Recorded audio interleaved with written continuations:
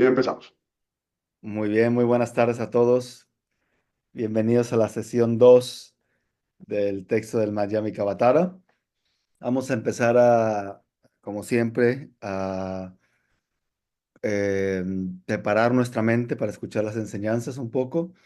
Esta es la finalidad de hacerlas, le llamamos en tibetano Monlam, que quiere decir el camino de la aspiración. La traducen como oraciones, pero en realidad son aspiraciones que hacemos para beneficiar a los demás, para dirigir a nuestra mente hacia un estado mental virtuoso, positivo, ¿no?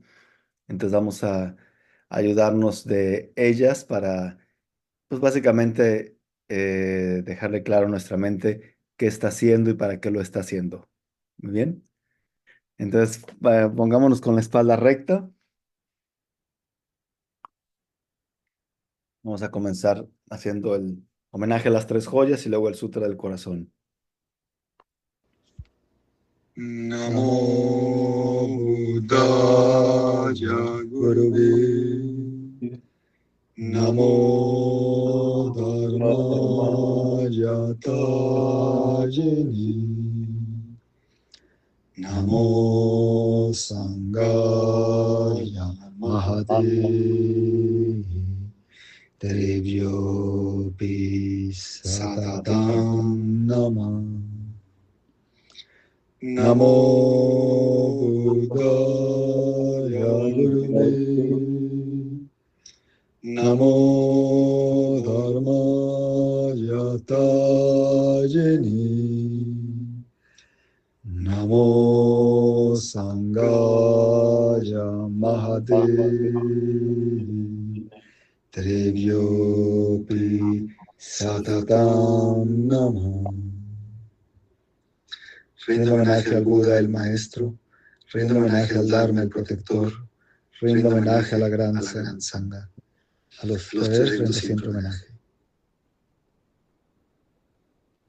Vamos al Sutra del Corazón.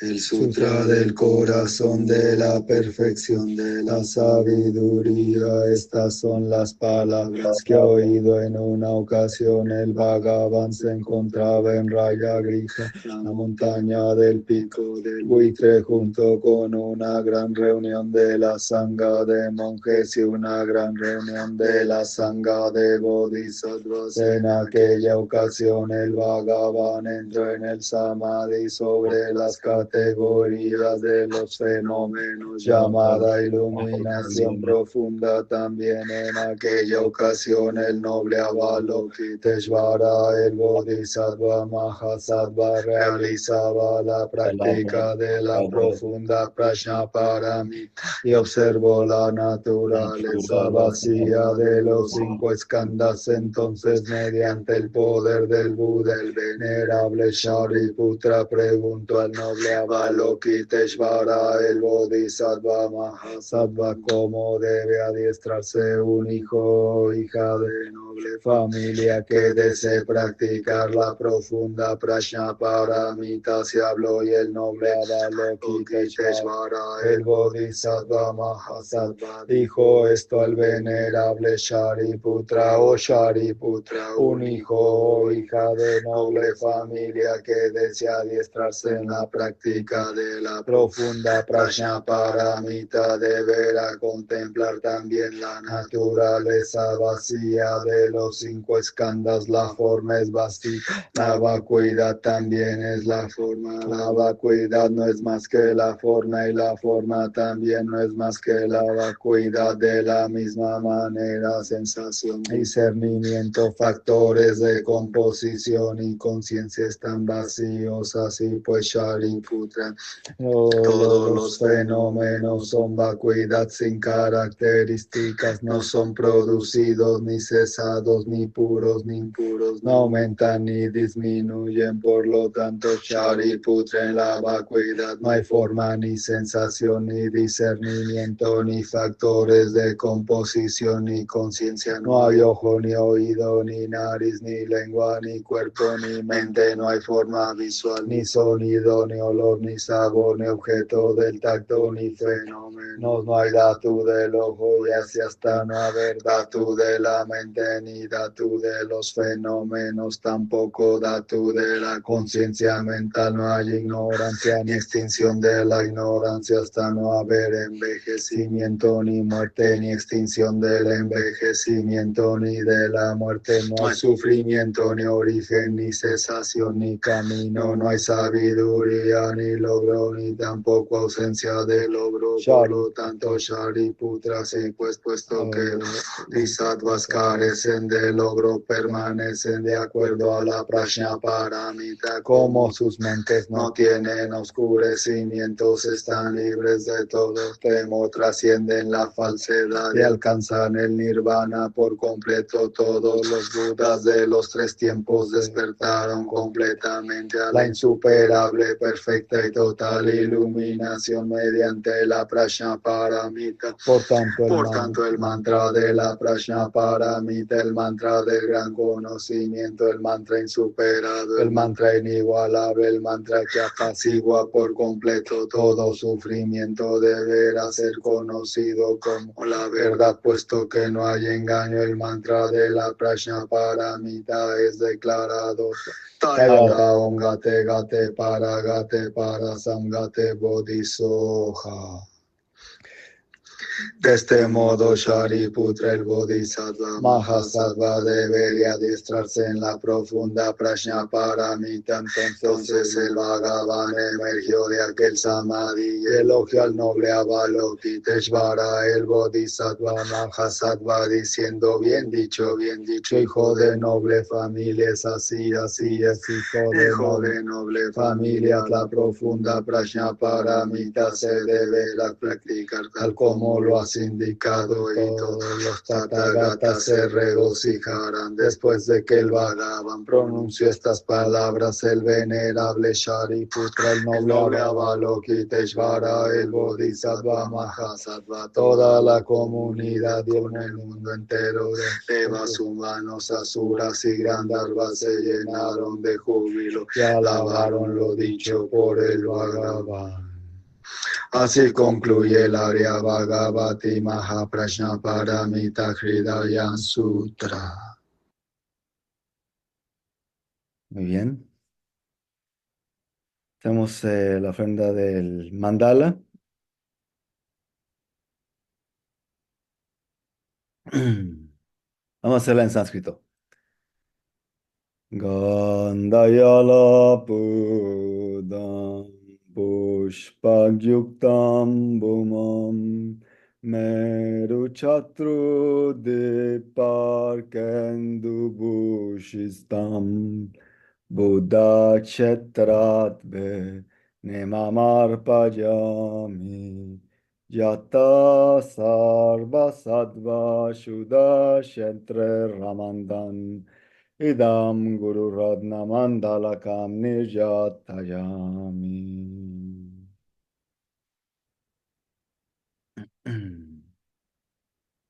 Y la alabanza Chandrakirti. He puesto ante Chandrakirti, cuya fama resplandece en los tres mundos, cuyos rayos de luz, de explicaciones elocuentes, iluminan la flor de jazmín de la guirnalda de la visión de Nagarjuna y sus exposiciones.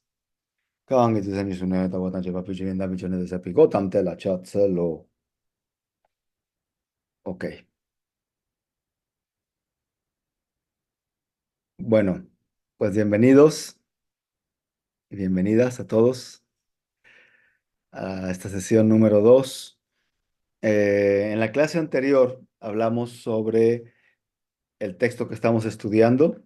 ¿Sí me escuchan bien todos? Ok.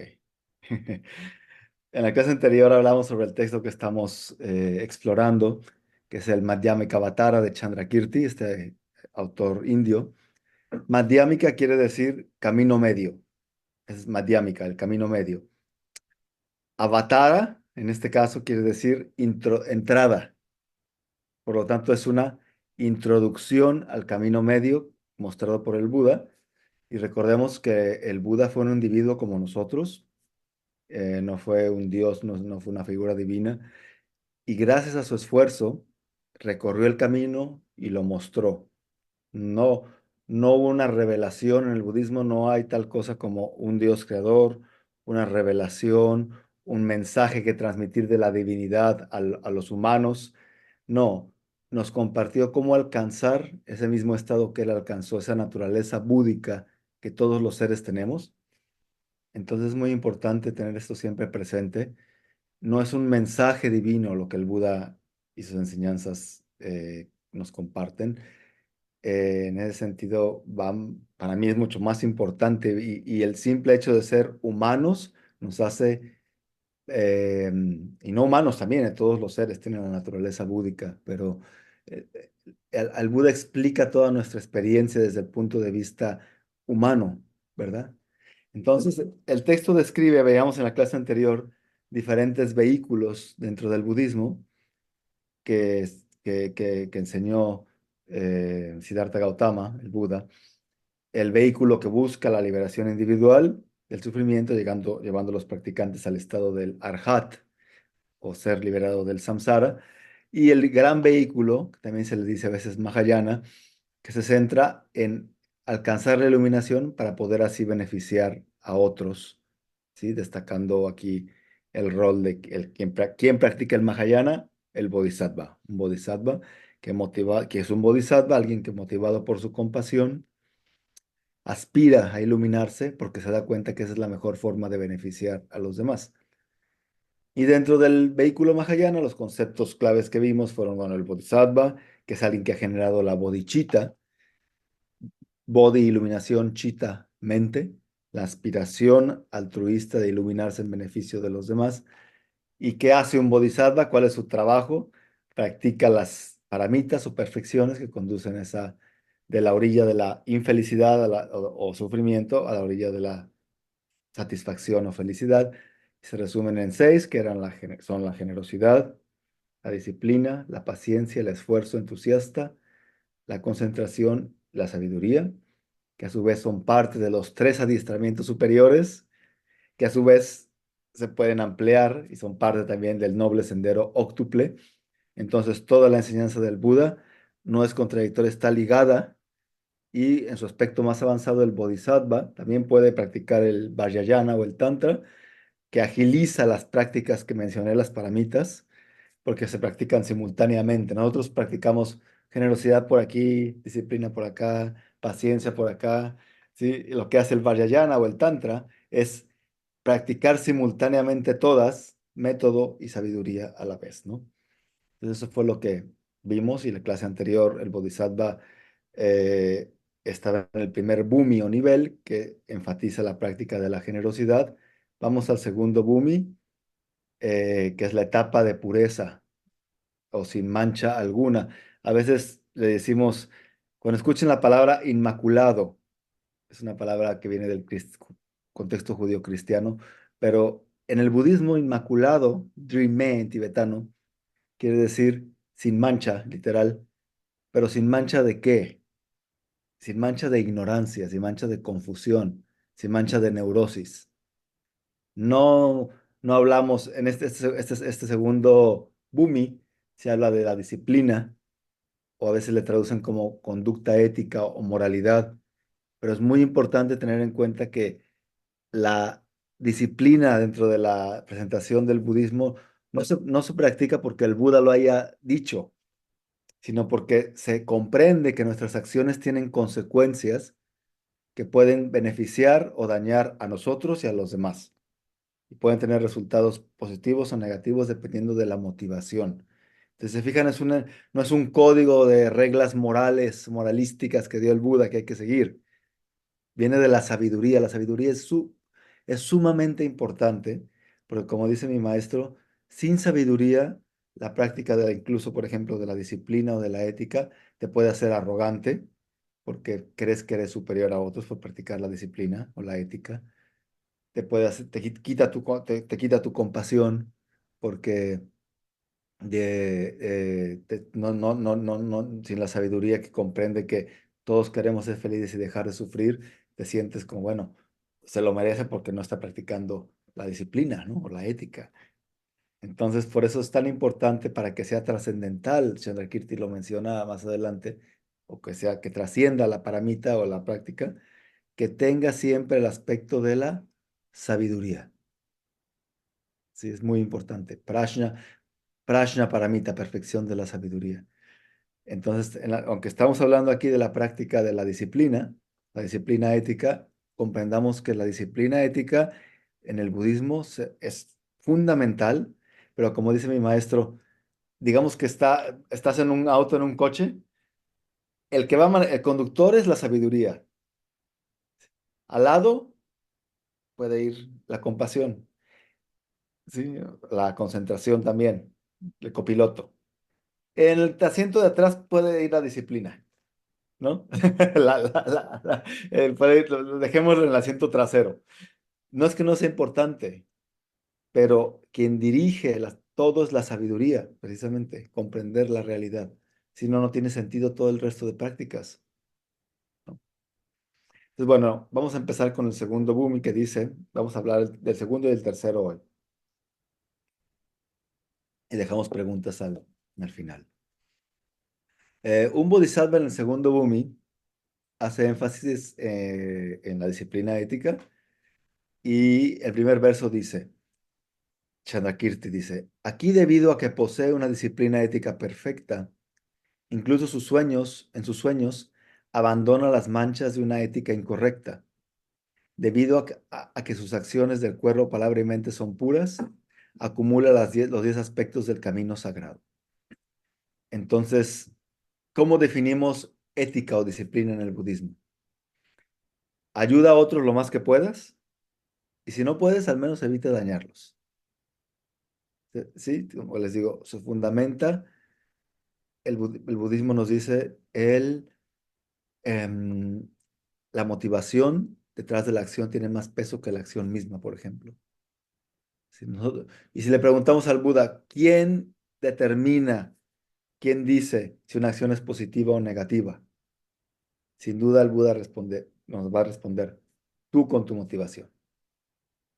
Entonces, esto abre un panorama tremendo porque siempre estamos acostumbrados, nuestra mente, a que nos digan siempre por dónde para no pensar mucho, ¿verdad? Pero nosotros mismos con nuestra motivación hacemos cualquier acción de cuerpo, palabra o mente que tenga un resultado virtuoso o no virtuoso. Y bueno, bien entendido esto, podemos relacionarlo con la interdependencia. Mi bienestar está íntimamente relacionado con el bienestar de los demás, incluido el medio ambiente, ¿verdad? Entonces aquí dice, incluso en sueños, quiere decir que, bueno, han oído, seguro algunos también han tenido sueños, pero yo he visto a varios de mis maestros decir que comentan, no, es que yo soñé tal cosa y, o sea, no lo comentan en una enseñanza, pero como que se les sale el comentario de que en el sueño, hijo, pensé que iba a matar a alguien, pero me abstuve. Es decir, incluso en sueños, su disciplina es totalmente, em, tiene siempre eso en mente, no dañar a otros, ¿no? Continuamos con el texto, dice, dentro del camino de las 10 acciones virtuosas, en la medida en la que avanza se convierte en algo sumamente puro, como una luna de otoño, siempre con una disciplina ética inmaculada, cautiva, con su luz tenue. Sin considerarse su propia conducta, sin considerarse su propia conducta ética como pura, no sería una disciplina ética pura. Aquí, en relación a estos tres aspectos, en todo momento está completamente libre de una mente dualista y confusa. Se refiere aquí, a veces cuando leemos los textos, las eslocas, los textos directamente, luego no lo entendemos mucho, ¿verdad? Espero, creo que no soy el único, pero por eso hay comentarios, explicaciones. Y bueno, se refieren estos dos versos a que el Bodhisattva cultiva 10 aspectos del camino, 10 acciones virtuosas que son 3 con el cuerpo, 4 con la palabra, 3 con la mente. Se abstiene, 3 con el cuerpo, se abstiene de matar, de robar y de tener una conducta sexual que dañe a otros. Se abstiene de mentir, hablar sin sentido, insultar o utilizar un lenguaje divisorio. Y se abstiene con la mente de la codicia, la malicia y las visiones erróneas, confusas. Entonces, cuando Chandrakirti dice que se convierten en algo sumamente puro, no está diciendo que un bodhisattva del primer bhumi no cuenta con estos 10 aspectos, ¿no? Más bien que dentro del segundo bhumi se convierten en algo, digamos, los pule mucho más. Y esto lo hace un practicante, como dice aquí, hermoso, que no hay mayor belleza, no hay mayor adorno que una disciplina ética, que alguien que no daña a otros, ¿verdad? Y además el bodhisattva del segundo bhumi, bueno, está libre de una mente dualista que se aferra a la disciplina como algo absoluto, ¿sí? Debido a que con su sabiduría ve la interdependencia, corta con esa ignorancia de sentirse superior a los demás por ser alguien ético. Entonces, bueno, esto es una explicación que da Chandrakirti, me parece a mí hermosa, ¿no? Que te dice, practica la disciplina ética porque es algo que te ayuda a ti, que te ayuda a los demás, ¿no? A nadie nos gusta que nos dañen, ¿no? Dice en el 2.4, si al contar con recursos debido a la generosidad, aún así experimenta sufrimiento, este proviene de haber quebrantado el soporte de la disciplina ética. ¿Por qué? Porque ¿de dónde vienen los recursos? De la generosidad, ¿sí? Hablaba Chandrakirti. Necesitamos un mínimo de recursos para tener al menos interés en practicar, ¿no? Entonces, al haber consumido por completo todas las adquisiciones, se verá sin recursos en el futuro. Si independientemente continúa en ese lugar agradable en el que aún no es posible permanecer, caerá en un abismo y perderá todo tipo de independencia. ¿Cómo saldrá de ahí en el futuro? Por tal motivo, habiendo hablado ya sobre la generosidad, el Buda habló ahora sobre la disciplina ética.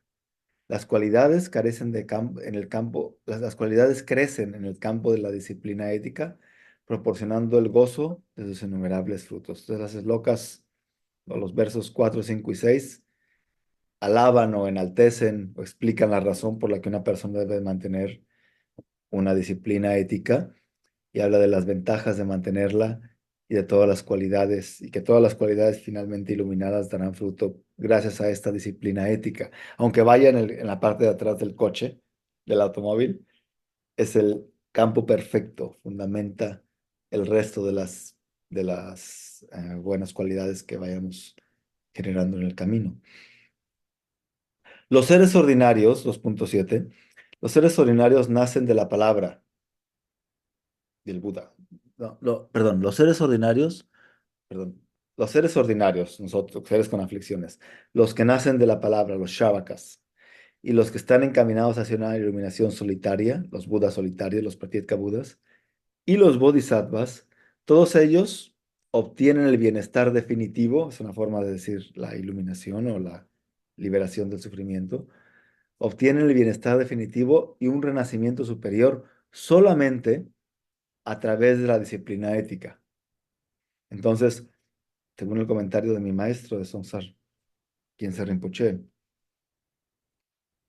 este verso quiere decir que la causa para que individuos ordinarios obtengan un mejor renacimiento superior, o incluso que mejoremos nuestra calidad de vida actual, la causa es la disciplina ética, ¿no? También aplica para los diferentes vehículos, diferentes practicantes de Dharma, es decir, para salir del samsara incluso. Y aquí estamos hablando de dos tipos de resultados, habla Chandrakirti, que hemos visto ya, la liberación individual o el nirvana personal, y cuando escuchen el gran nirvana, la gran liberación es la iluminación, la budeidad, el estado de un Buda. Entonces, la causa directa es la disciplina ética. Como dice en el 2.8, así como el océano es incompatible con un cadáver, siempre los termina sacando, y como la prosperidad y la desgracia no pueden coexistir, de la misma forma, el gran soberano que aplica la disciplina ética no puede vivir de manera descuidada. Esto quiere decir que la prosperidad y la desgracia no pueden existir al mismo tiempo. El que abandona lo que es abandonado con respecto a quien se abandona, tal disciplina ética, en estos tres puntos de referencia, se dice que es una paramita ordinaria. Aquella trascendental es la que está ausente de aferramiento a estos tres. Desde nuevo aparecen tres puntos. El acto, el que realiza el acto en sí y el objeto. Las tres esferas le llamamos. ¿Sí? Entonces, como cualquier paramita, si va acompañada de sabiduría, el bodhisattva no se apega a ninguno de los tres, ¿sí? Como si existieran de manera absoluta. ¿Sí? En el caso, no se aferra al que realiza el acto, es decir, a uno mismo, ¿sí? Como alguien disciplinado, al acto en sí de la práctica de la disciplina, ni al objeto hacia quien va, en este caso los demás, por ejemplo. Finalmente, el capítulo 10 dice, como la luna, el bodhisattva aún sin ser mundano, es la gloria de este mundo. Al igual que el resplandor de la inmaculada luna de otoño, su pureza alivia las angustias de los seres. Con esto concluimos el segundo capítulo. Se llama el capítulo sin mancha porque no tiene ningún tipo de caídas o tropiezos en su disciplina ética. El Bodhisattva ya en este nivel, en este segundo bhumi, como es una analogía de la India, como la luna de otoño, el Bodhisattva tiene, en el segundo bhumi se le compara como la luna de otoño refresca a aquellos que sufren y calma las angustias de los seres. Entonces, sí podemos ayudar a los demás cuando vayamos avanzando en el camino. Y de hecho lo podemos hacer antes de ser un bodhisattva.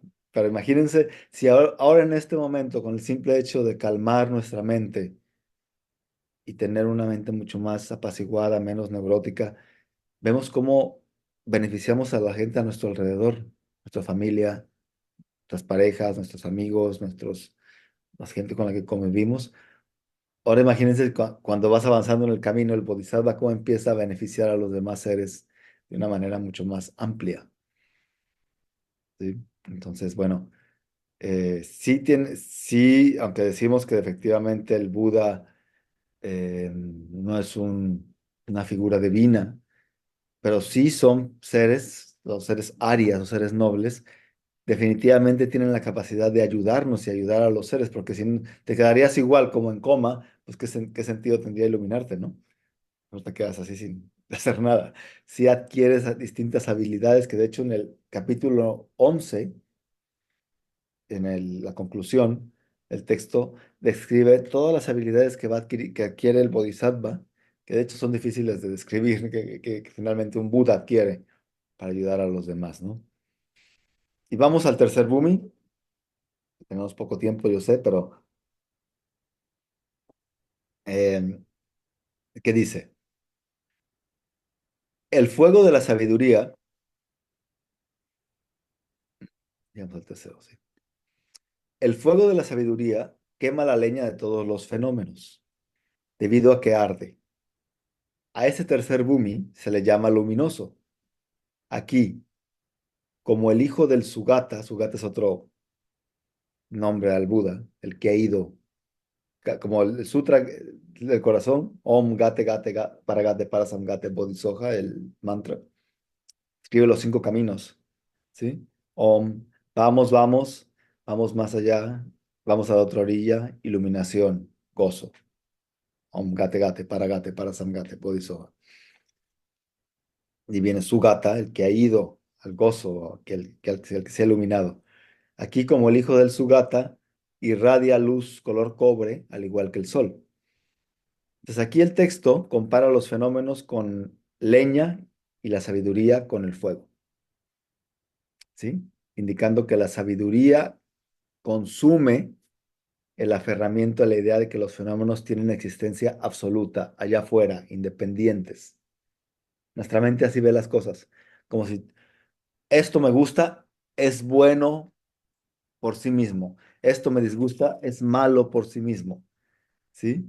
Entonces no tienen existencia absoluta las cosas. Entonces el sol, dice, el sol sería la completa iluminación en este caso, pero hay varias etapas del amanecer, ¿sí? Antes de que el sol salga por completo. Así que, aunque el Bodhisattva en el tercer Bhumi todavía no tiene una experiencia completa de la total iluminación, sí experimenta algo parecido a la luz del amanecer, ¿sí? Lo que se le conoce como la etapa luminosa.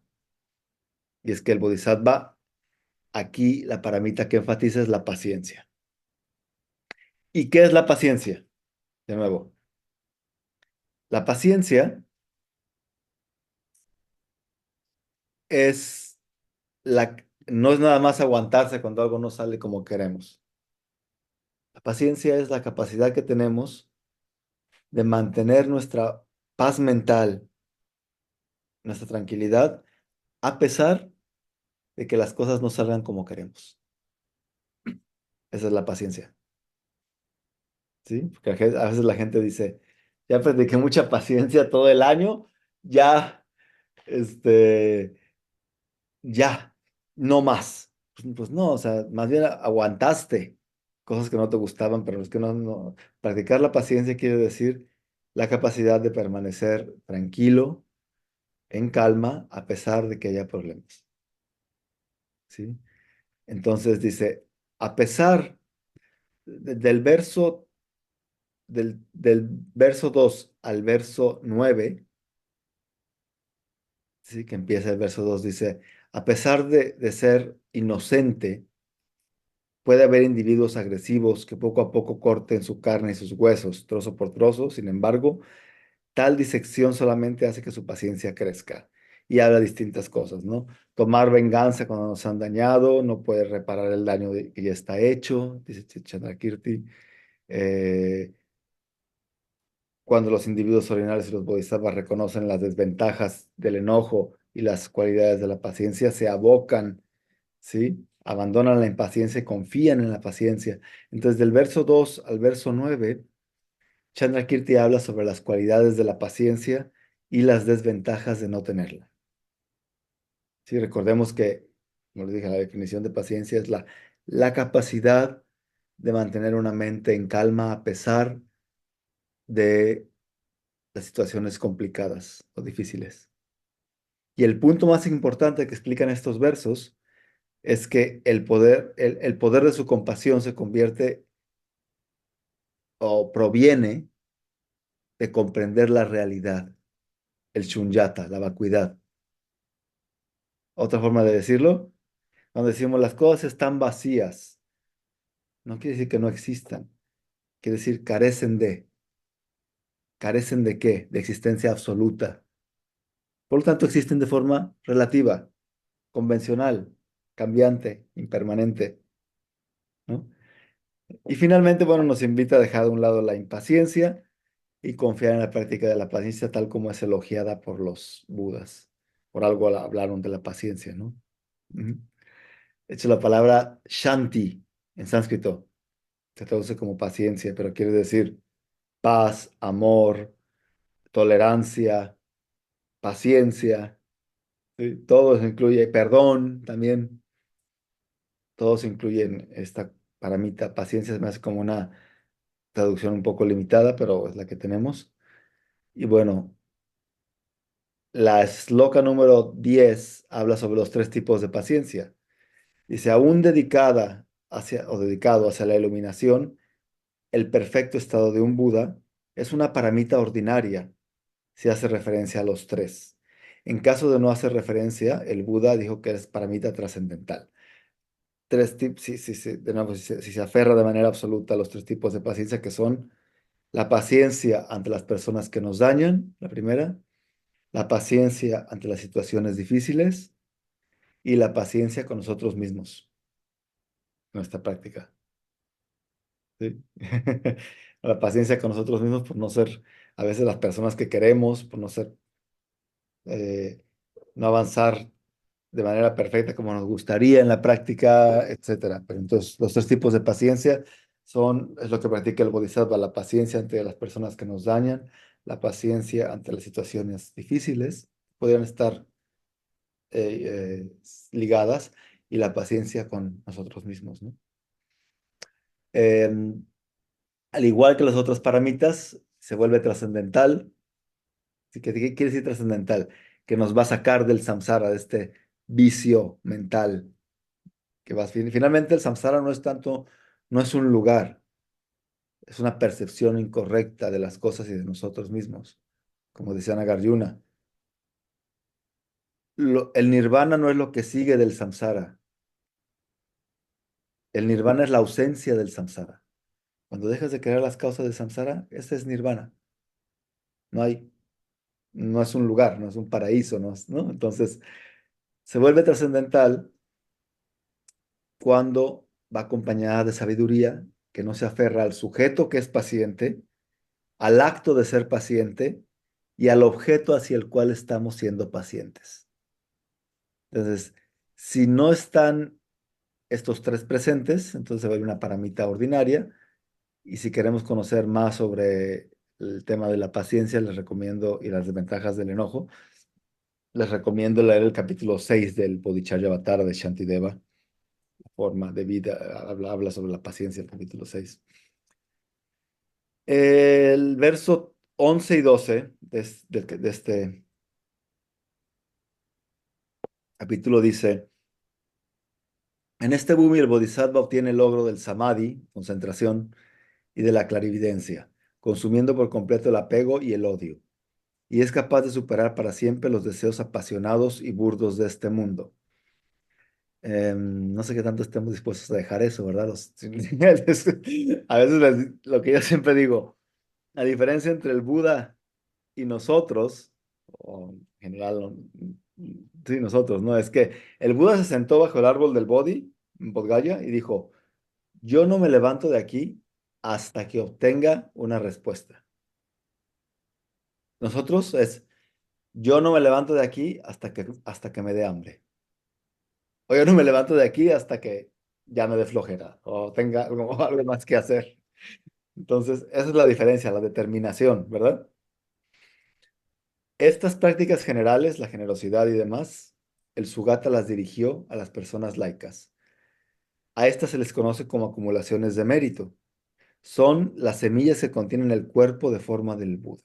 Entonces, los versos 11 y 12 hablan, bueno, el 11 habla sobre el logro de la concentración, que trae adjunto el logro de diferentes tipos de clarividencias.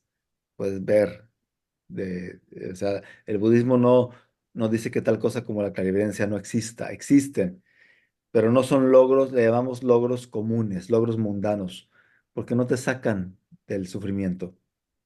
Puedes tener clarividencia incluso de otras vidas, lo que va a pasar en el futuro. Hay muchas personas que sin ser budistas la tienen, ¿eh? Y a nosotros nos encanta ir con los adivinos y que nos digan, pero la clarividencia en sí, si no la usas para algo que te saque del samsara, pues es como tener otra cualidad que a lo mejor sirva, pero si la usas para el beneficio de otros, perfecto, ¿no? Y aquí el Bodhisattva en este nivel ha eliminado aflicciones como el apego burdo, ¿sí? Y el verso 12, que es casi la conclusión, dice que los tres tipos de generosidad, la disciplina ética y la paciencia son las prácticas ideales para los bodhisattvas laicos o que también son practicadas por los bodhisattvas ordenados. Y el verso 13, eh, antes de pasar a esto, quiero recalcar algo aquí, quizás sea importante. Los tres tipos de generosidad que hablábamos era la generosidad material, la generosidad ayudando a otros a que se liberen del temor con nuestro tiempo, ayudando a los demás, y la generosidad de dar el Dharma, que es la mayor. ¿Por qué? Porque, curiosamente, la generosidad material es la más fácil porque es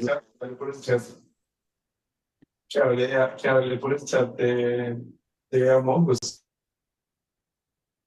Ah, perdón. Pensé que me llamaban. Bueno, la generosidad material es dar, como dices el nombre, cosas materiales. Luego, la generosidad de compartir tu tiempo, de compartir de liberar a otros del temor, le decimos, ¿no?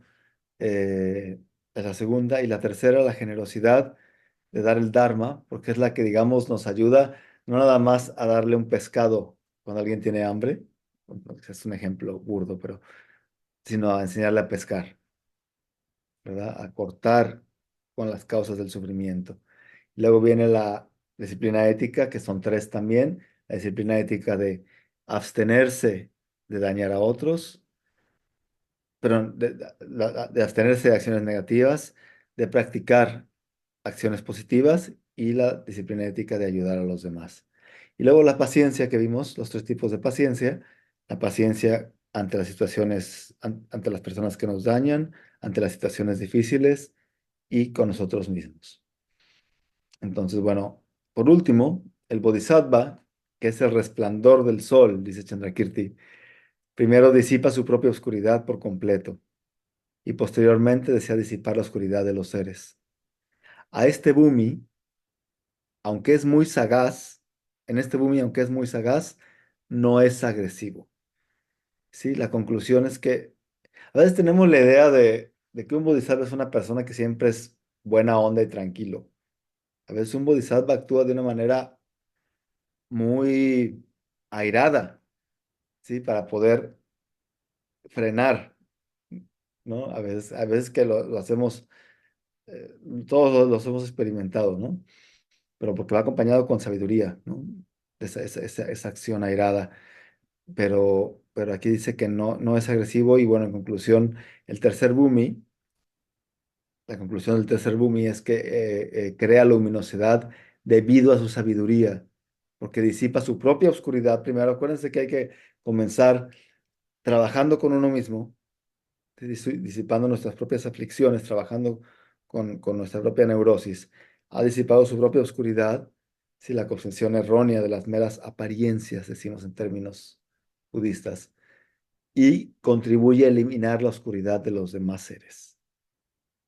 ¿Sí? Y aquí ya el Bodhisattva ha concluido el tercer Bhumi y el cuarto Bhumi que vamos a continuar en la siguiente clase, el Bhumi de la etapa radiante de luz. Este habla sobre la paramita del esfuerzo entusiasta o el entusiasmo.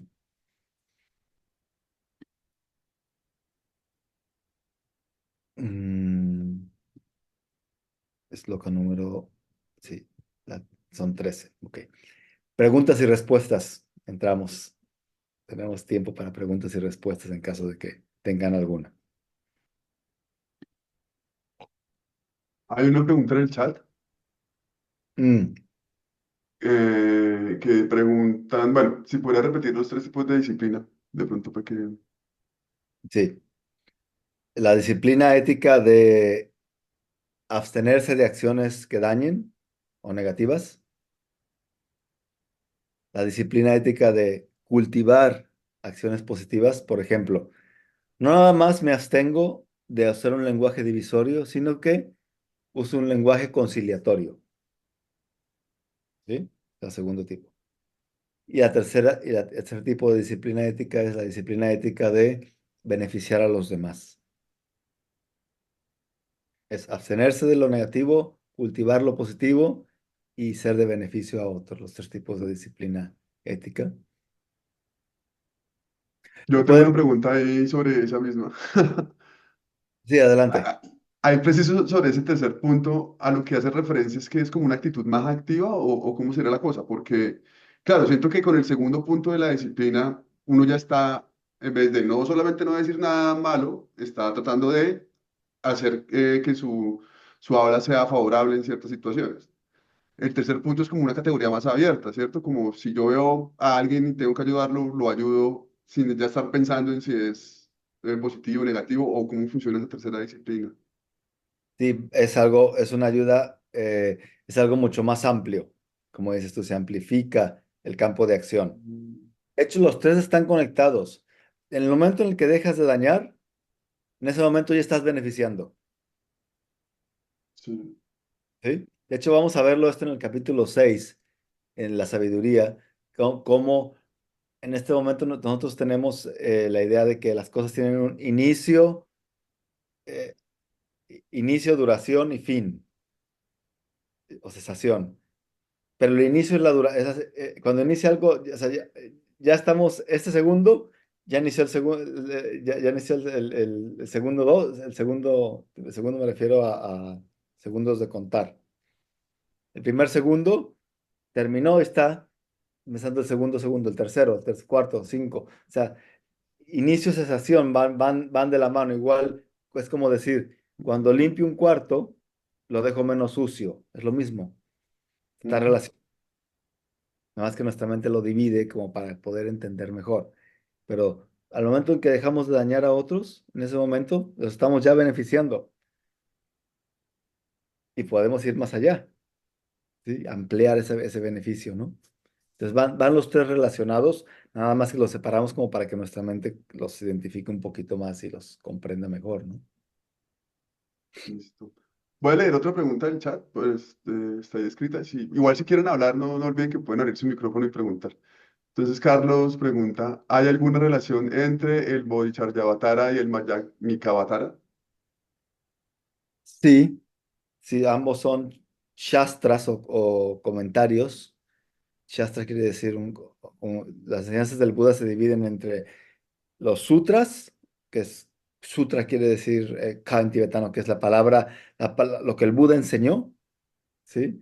Y los shastras, que son los comentarios de grandes maestros o de discípulos del Buda, ¿no? Entonces, ambos, el Madhyamikavatara y el Bodhicharyavatara, son shastras, son comentarios de dos autores diferentes de la India, ambos de la Universidad de Nalanda, que estaba cerca de Bodh Gaya.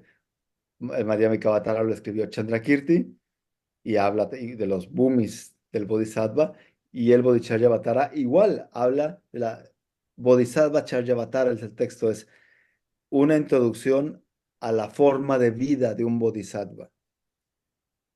¿Sí? Entonces, ambos son shastras que hablan de la práctica del Bodhisattva, y de hecho el capítulo 9 del Bodhicharyavatara igual se debate como el capítulo 6 de Chandrakirti, es de los más extensos, porque hablan de la sabiduría.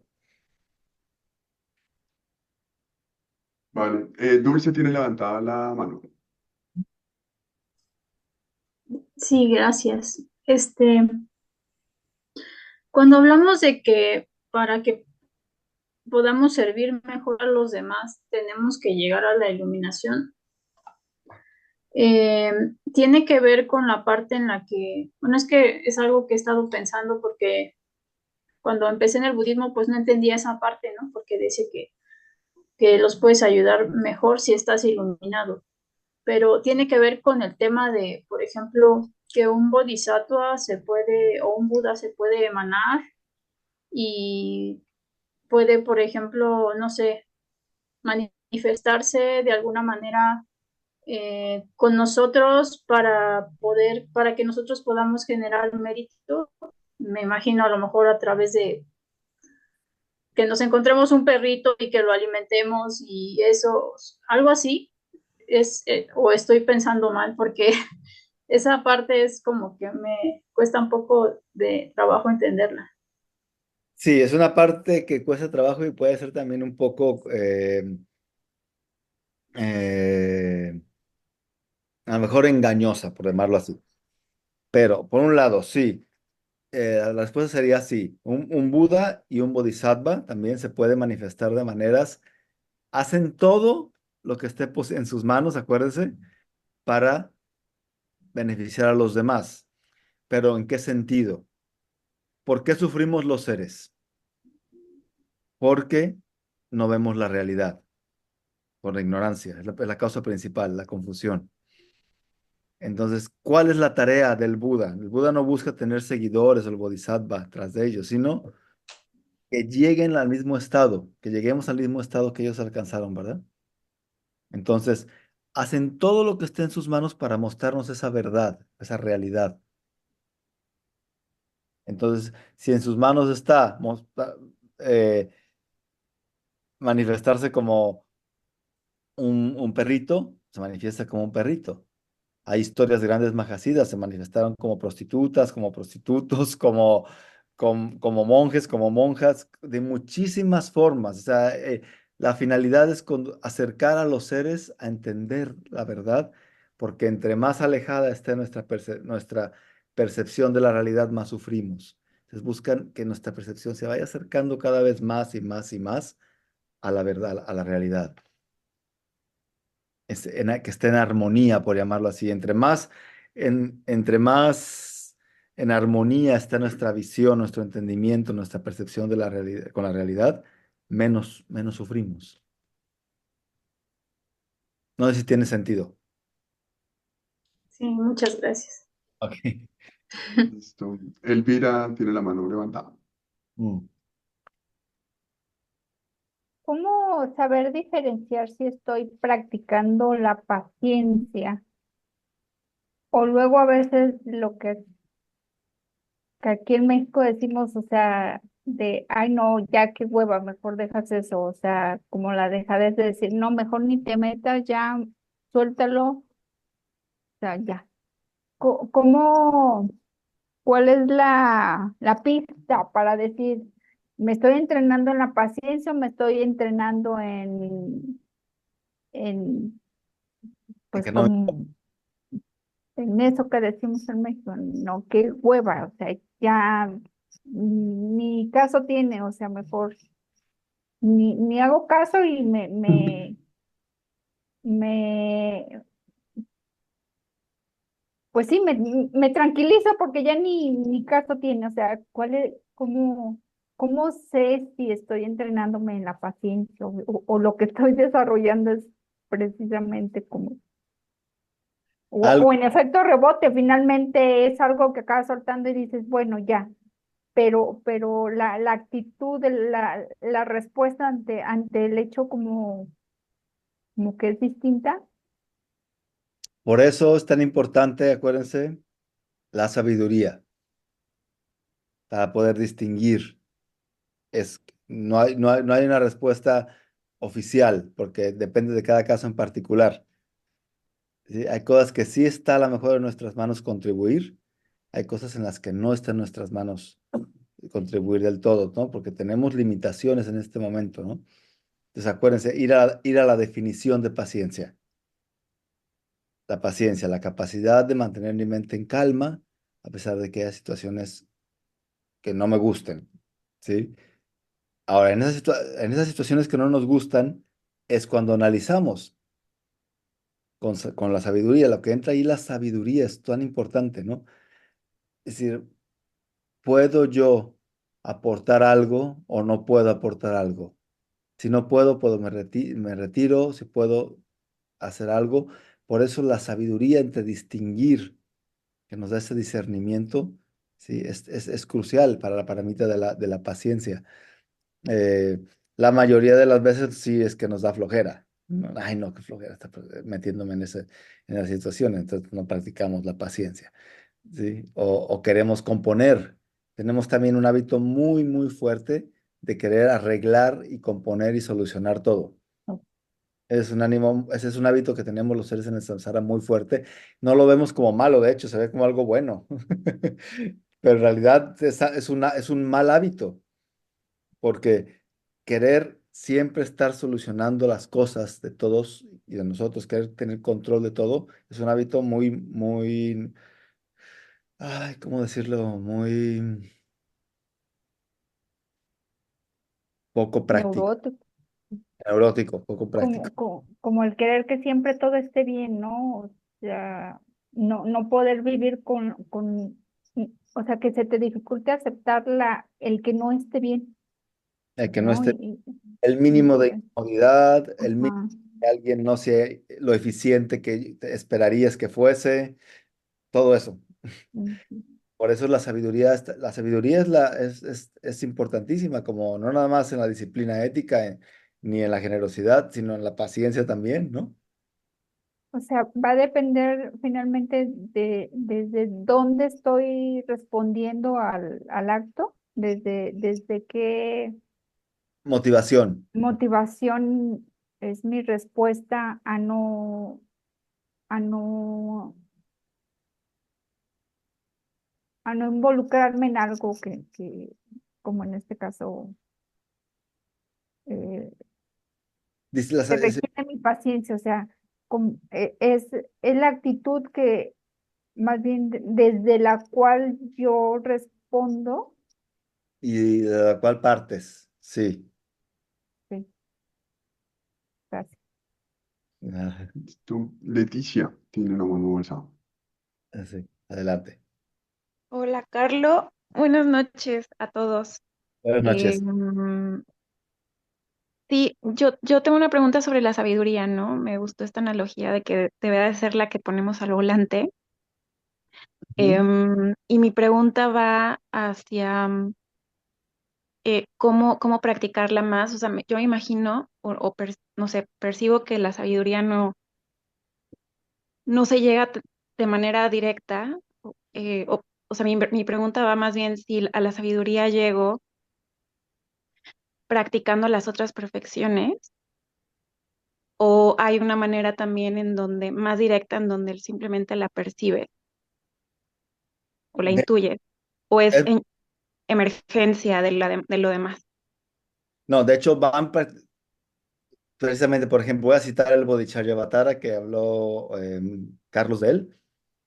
En el capítulo 9, Shantideva dice, el Buda enseñó todas las perfecciones previas con el único objetivo, es decir, todas las previas, generosidad, disciplina, paciencia, esfuerzo, concentración, ¿sí? Todas las previas con el único objetivo de generar la última, la sexta, sabiduría. ¿Por qué? Porque es la que corta con la ignorancia, con la confusión. Y para generar sabiduría, de hecho vamos a ver en el capítulo 6 qué tipo de sabiduría habla. Pero hemos estado hablando, cuando hablaba yo, por ejemplo, Chandakirti más bien hablaba de ver la interdependencia y ver que la persona que es paciente, el acto de ser paciente y con quien somos pacientes no tiene existencia absoluta, sino que es interdependiente, sino que es relativo. Si no, no hay alguien que sea malo o bueno allá afuera, ¿no? Ni aquí, ni yo mismo. Entonces, eso es lo que llamamos sabiduría, ¿sí? Ver que las cosas, en pocas palabras, carecen de existencia independiente, sólida, permanente, absoluta, sino que todo está en un constante cambio y está dependiente, es interdependiente. Esa es la sabiduría en la que hablamos en el budismo. ¿Sí? La famosa vacuidad. Decimos, qué difícil de entender el shunyata, la vacuidad. No es tan difícil. Es difícil porque estamos nosotros acostumbrados a absolutizar todo. O es bueno o es malo, es blanco o es negro. ¿Sí? Entonces, en el momento en que la sabiduría lo que te hace es hace a la mente flexible y puede ver distintos ángulos de una misma situación. Y se va adquiriendo, o sea, vamos a hablar en el capítulo 6, pero básicamente es muy buena pregunta porque ¿cómo se adquiere? Bueno, primero estudiando, sabiendo qué es la sabiduría, tenerlo claro, qué es y qué no es la sabiduría, y luego qué es la sabiduría generando la sabiduría de estudiar, la sabiduría de reflexionar y la sabiduría de familiarizarse con eso, esa nueva visión del mundo y de nosotros mismos. Muchas gracias, Carlos. Sí, bueno, pues ya escucharé esa clase, porque sí, mi siguiente pregunta era como entre esta flexibilidad de la mente, luego cómo practicar el discernimiento, ¿no? Este, O sea, todos tenemos esa sabiduría en nosotros. El punto es que está ahorita oscurecida por muchas aflicciones, ok, ¿vale? Pero esa está ahí en todos nosotros, esa sabiduría de saber discernir, de saber ver la interdependencia. Todos podemos ver que mi bienestar depende del bienestar de los demás y viceversa, del medio ambiente. Entonces, esa sabiduría es un aspecto. Otro aspecto sería ver que las cosas no son absolutas. Sí, hay una situación en la que para mí puede ser una desgracia, para otras personas es una bendición, a veces, ¿no? Entonces, sí, es la sabiduría de la que habla el Buda, de que las cosas no son, lo bueno no es tan bueno y lo malo no es tan malo, por decirlo así. perfecto. Gracias, gracias, Carlos. Nada. Pues bueno, vamos a cerrar la sesión del día de hoy. Vamos a hacer la ofrenda del mandala con mariachi para cerrarla y cantar un poco.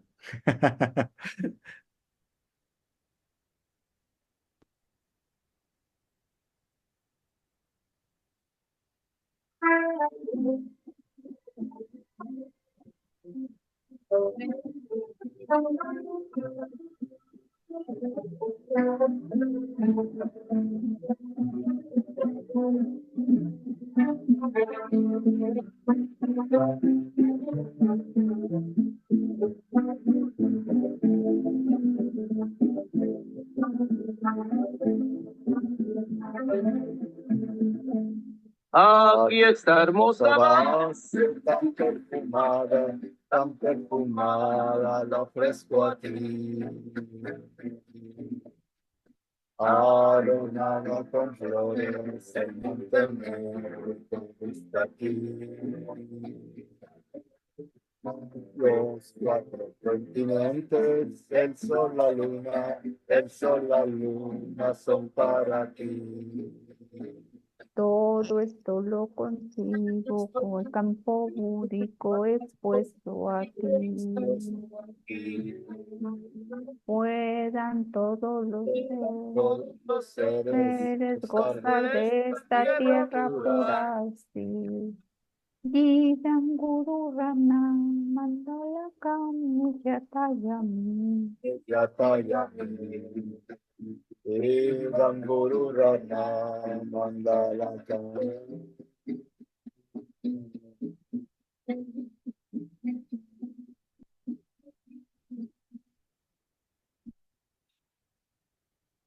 Yatayami.